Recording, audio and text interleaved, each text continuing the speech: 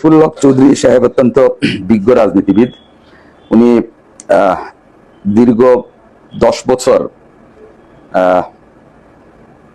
সকলের সাথে সুসম্পর্ক রেখেই উনি ওনার দায়িত্বটুকু অত্যন্ত দক্ষতার সহিত পালন করেছেন। এবং অতি সম্প্রতি আমরা সিলেটের ফুটপাত দখলমুক্ত থাকা, ব্যাটারি চালিত রিক্সা বা অন্যান্য বিষয় নিয়ে আমরা অনেকেই কথা বলেছি এবং এখনো বলছি। উনিও একটা আন্দোলনের ডাক দিয়েছেন। সিলেটের সাথে বিমাতা সুলভ আচরণ করা হচ্ছে, সিলেটের সাথে বৈষম্য করা হচ্ছে। উনি এটি করছেন, আমি এই ব্যাপারে তেমন কিছু বলার নেই। আমি শুরুতেই বলেছি উনি অত্যন্ত জ্ঞানী এবং বিজ্ঞ, বিচক্ষণ, দূরদর্শী রাজনীতিবিদ। এই ব্যাখ্যা উনি ভালো দিতে পারবেন। কিন্তু আমার কাছে মনে হয়েছে যে বাংলাদেশের মানুষ এখন নির্বাচনমুখী এবং এই 2 মাসের মধ্যে যারা ক্ষমতায় আছেন তারা সিলেটের এই প্রত্যাশিত যে উন্নয়ন আমরা চাচ্ছি সেটি করে দেওয়ার মতো সেই সুযোগ এবং সম্ভাবনা আমি দেখছি না।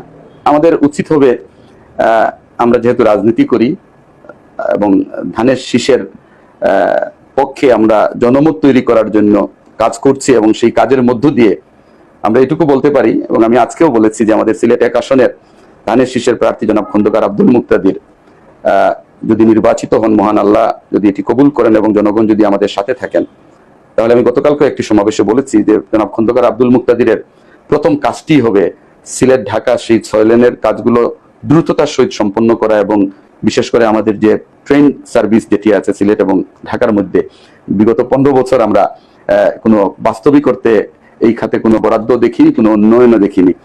এই কাজটুকু জনাব খন্দকার আব্দুল মুক্তাদির সাহেব করবেন, যেটি আগামী 2 মাস 3 মাস পরে যে নির্বাচিত সরকার আসবে সেই সরকার এই কাজগুলো করবে।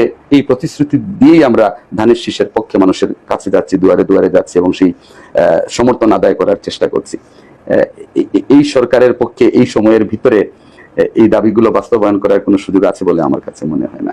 বরং এটি বাস্তবসম্মত হবে যে আগামীর সরকার যাতে এই কাজগুলো দ্রুত সম্পন্ন করে, এই প্রতিশ্রুতি মানুষের কাছে দেয়া।